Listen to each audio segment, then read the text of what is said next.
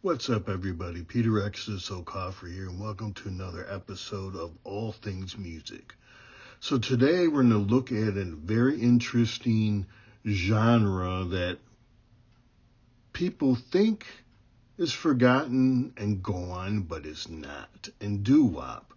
And so probably for the last 6 months, I have been thinking and pondering the question of, because before rock and roll was king, jazz was king. And the king of jazz, people think of Frank Sinatra as a lounge singer, but he's a jazz artist. And then, when we think of rock and roll, the first big one, it's Elvis. And I did, the whole history of how Elvis pushed the record industry and made them level up and, get their distribution, in some ways in preparation for, Motown and the Beatles. But I've always wondered, how do we get from Frank Sinatra to Elvis? Because very different song structures. Particularly, I Can't Help Falling in Love with You. An artist today could take that song and with very little change in arrangement or note change and re-record it, and it would still sound fresh. Frank Sinatra, not so much. As a Gen Xer, and I'm sure Millennial and Gen Z would say, hey, that's old people's music. Now, still good, but it's a different type. And it's kind of like when I talk, the old R&B, pre-funk, pre mid 60s, thinking Nat King Cole and those folks. And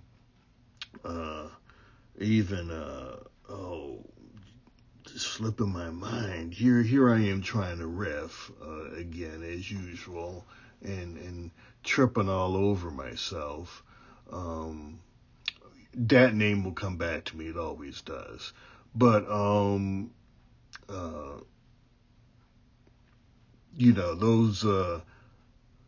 these transitions, and so I knew that Ray Charles is a very important person in the formation of popular music in America, because he was the first, in another recent episode I talk about this, but I think it's even more relevant here. Really, the two most important people in popular music, probably Miles Davis and probably Ray Charles. Miles, because, he was constantly reinventing himself and his music and blowing up his catalog.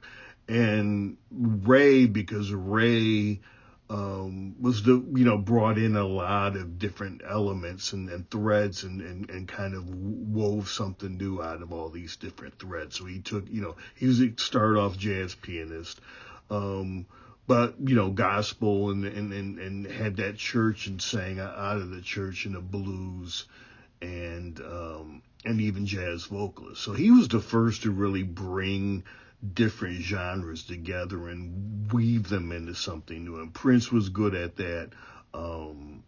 Post Malone has he could become that if for this generation, if the music industry lets him. That's a big if.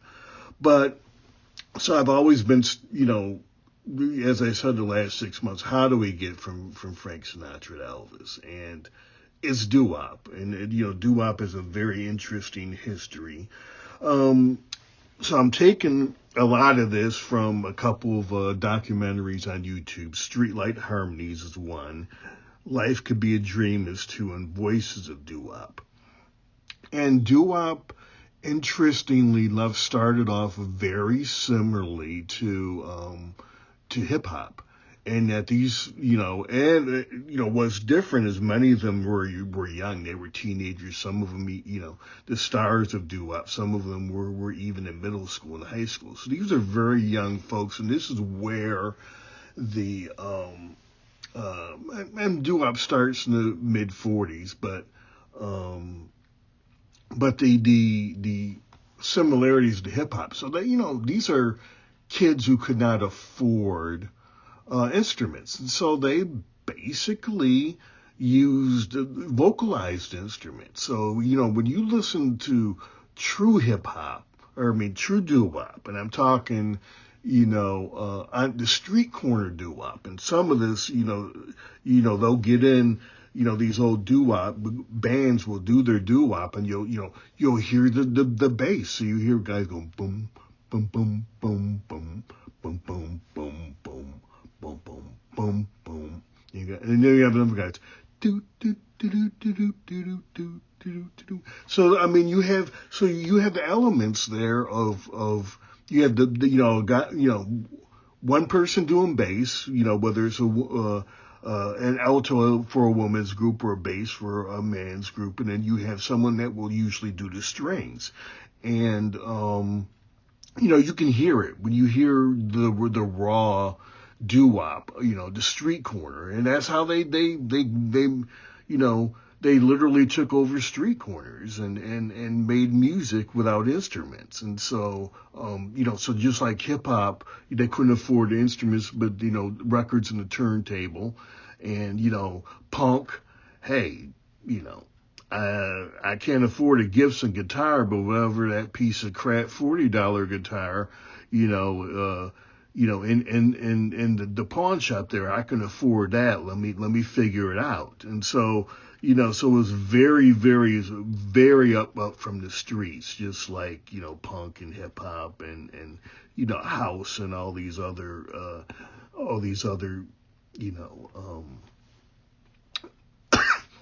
music genres that came from the streets. So the birth of the love song also comes out of doo wop. A lot of the folks started off in doo wop. We'll get to that, but Sam Cooke is one of them. He started off doing doo wop.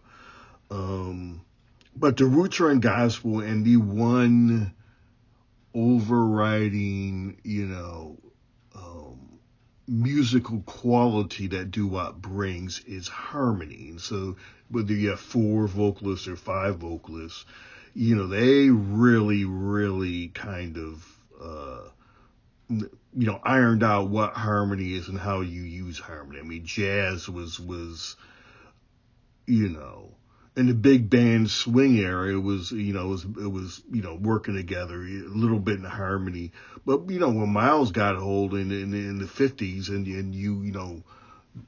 the cool jazz and bebop, that ain't harmony. I mean, they're doing their own things. That's freedom, that's an expression of freedom. And so, but doo wop took, the harmony of the big band and just really, really drilled down and perfected it, so to speak.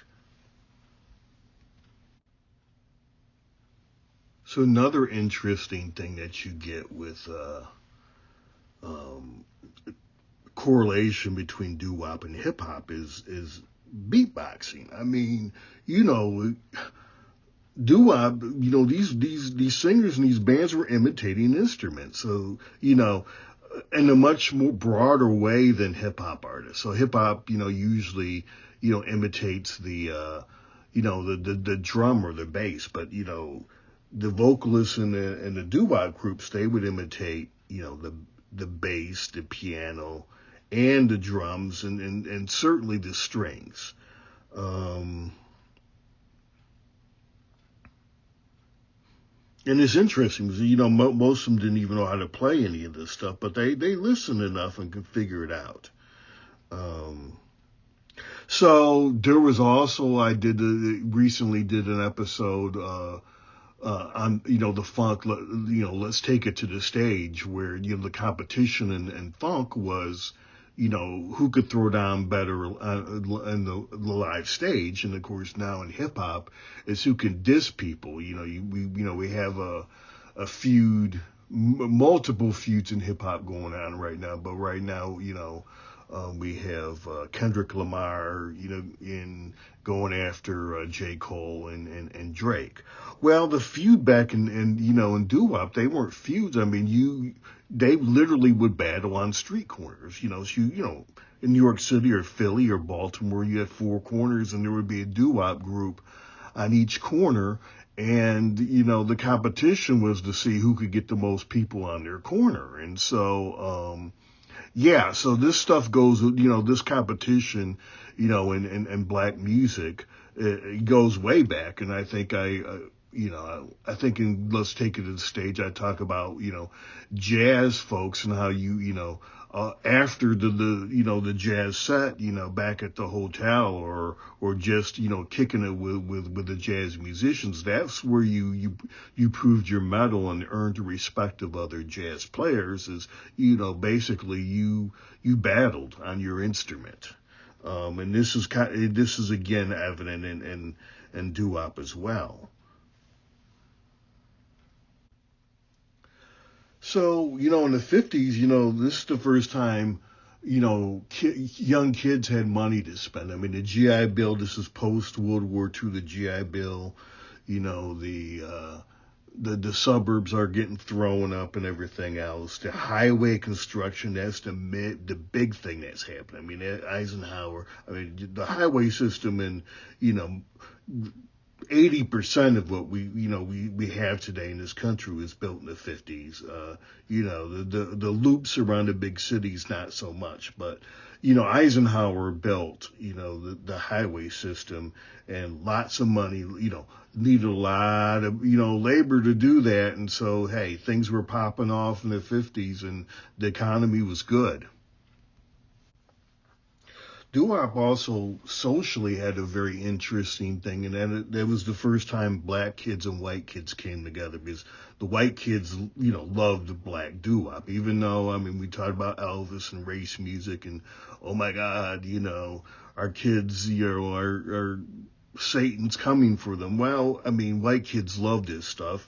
And, particularly Italian American kids, took up Doo Wop in the late 50s, because a lot of times in big cities, the Italian American community and the black community lived in close proximity. So, as you get into the 50s, you see a lot of Italian Americans getting, forming their own Doo Wop groups and doing well for themselves. Hey, Frank Sinatra was Italian too, so hey. Now for a while, Doo Wop hung in there in the mid 50s. It starts in the early, the mid 40s, and the early 50s it's doing really good, and it holds its own, against rock and roll for a while. But, one of the weaknesses of Doo Wop, first of all, a lot of them were literally kids, and they were robbed blind, number one. Number two, there was no branding whatsoever. Probably the biggest one was, hold on here.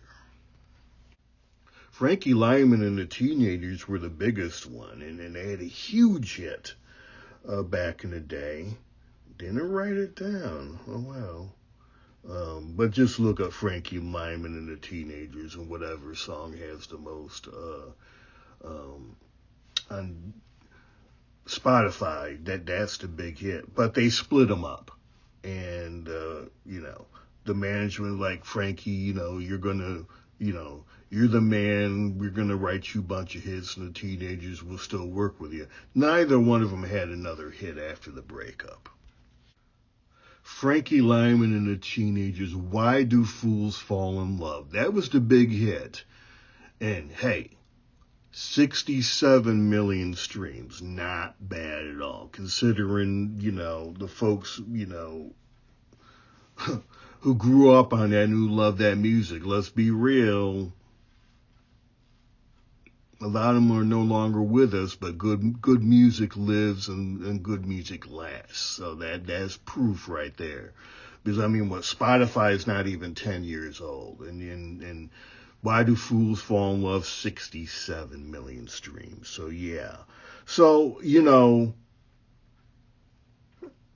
Doo Wop, ran into some, and then the Beatles, even the Doo Wop folks say the Beatles came and just stomped all over 'em. But we're going to get to that. We're going to get to that. But there was a revival in the 70s. Sha Na Na was a Doo Wop band that was big in the 70s. American Graffiti, that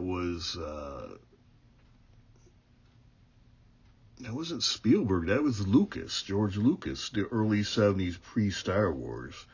Did very well and kind of revived Doo Wop. Happy Days with the Fonzie. So, I mean, millennials and Gen Z have no idea what Happy Days, but Happy Days was huge in the 70s. And if you're a kid of the 70s and you're a Gen Xer, you know exactly what I'm talking about. And then, of course, Grease. I mean, there's the films, and there's the Broadway stuff for Grease. And look, there's a very healthy Grease cult out there, and hey, they got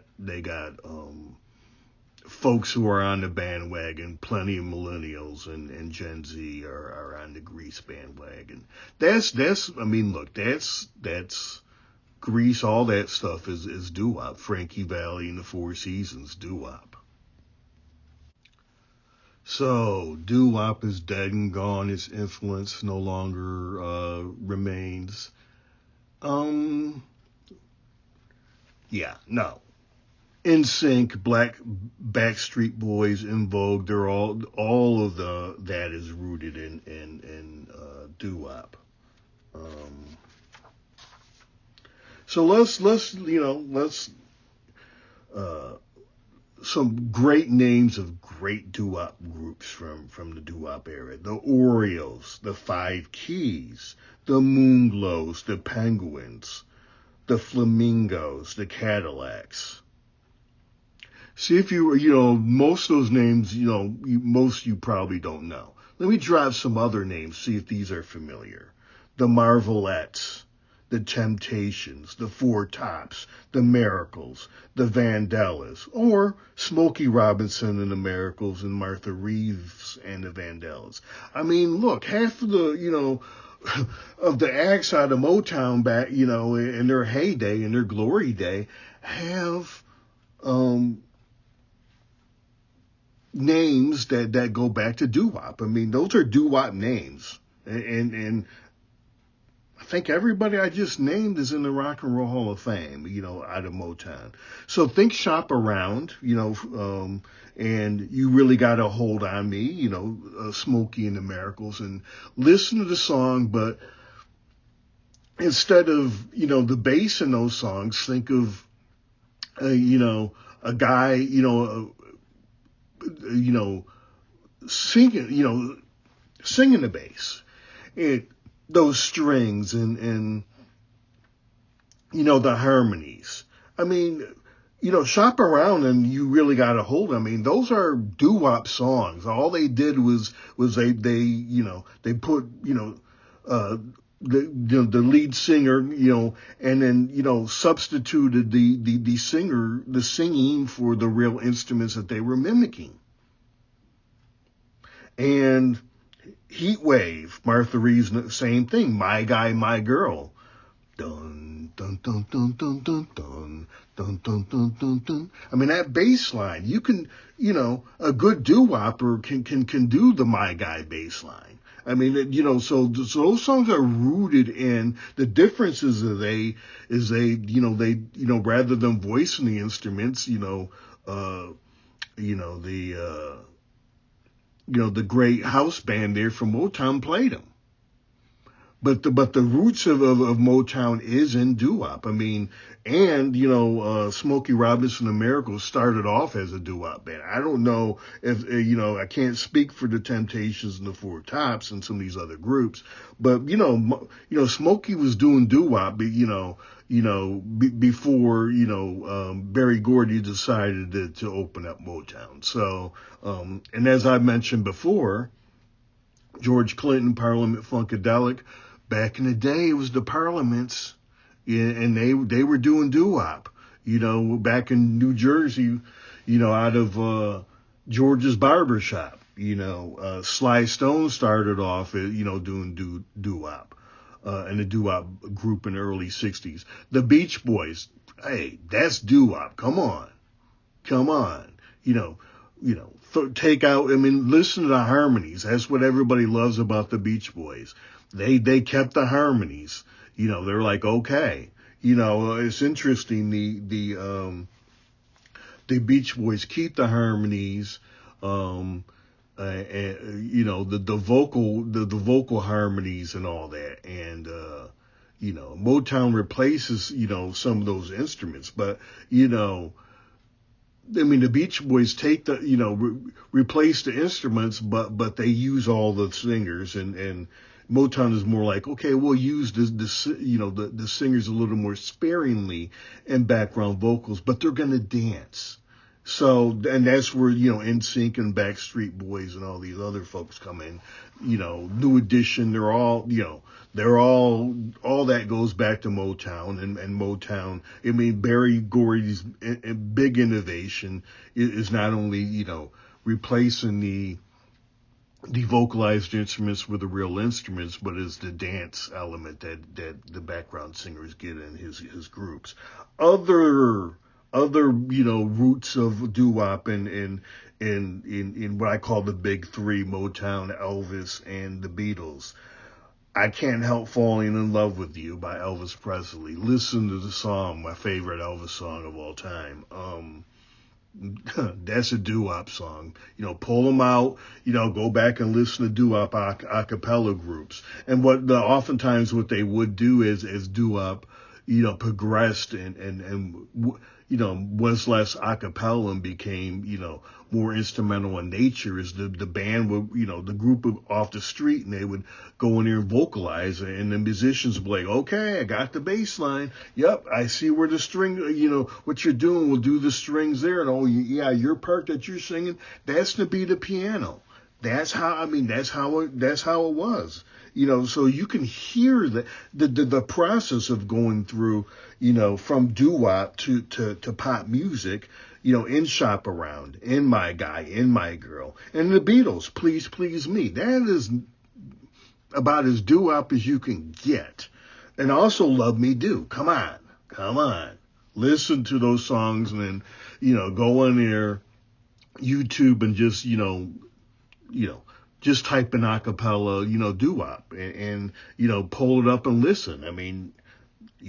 So the Beatles, all these folks were rooted in doo-wop. So, so the bridge then between Frank Sinatra and Elvis Presley is doo-wop. That is, the foundations, the building blocks of popular pop music, not, but it's doo-wop. And I thought, for a while, I know how important Ray Charles is. Ray contributed to that, in building that bridge. But Ray contributed in so many different levels, and at least in this aspect, doo-wop is more important than Ray as far as, the building blocks of pop music. So yeah, had fun with this, had a lot of fun, building, doing research and learning and about doo-wop and really getting a great appreciation of doo-wop. I love Prince, 1999. The passing of the baton of the vocals in that is doo-wop. Even, in hip hop today with all the collabs, even though they're not, it's not as creative in some ways as doo-wop was, it's still rooted in doo-wop. Now, do they follow the principles of doo-wop and blending, different vocal styles? No, but, it's still, it's still hitting, still making money. It would be nice if they did. And I think that's one reason why Nicki Minaj blew up so much early on in her career is that, she was on collabs, with, and songs with 3 or 4, often, male, hip hop artists, and her voice just stood out, and she killed it because she stood out. You had three baritones and Nicki Minaj, and guess what? Nicki Minaj, stands out and is more interesting than the three baritones because most guys are baritones, and you can be really hone your craft and really get a distinctive style like Drake, or you can just be your ordinary average rapper who 10 years down the road nobody's going to remember. Hey, love my hip hop, not taking shots, but Rick Beato talks about, the faceless rock groups of the 90s and into the 2000s. I mean, hey, in some ways, hip hop is slowly creeping into that territory. So it is what it is. Hip hop ain't going nowhere. And still love me hip hop. But yeah, gotta do this episode. So thanks for coming through. Got my 5 albums on all the streaming services, plus they're pegged here on this channel, and I have, 2 science fiction fantasy novels and a novella on Amazon. So still working on these singles. My music, hey, I do a little bit of everything. Funk, classic rock. I consider myself funk because you can pretty much do everything. But hey, I'll drop some rap. I do ballads. Getting in to do a little EDM, a little house, a little disco. Hey, love it all. But anyway, check it out, and I appreciate you coming through. And I will see you next episode.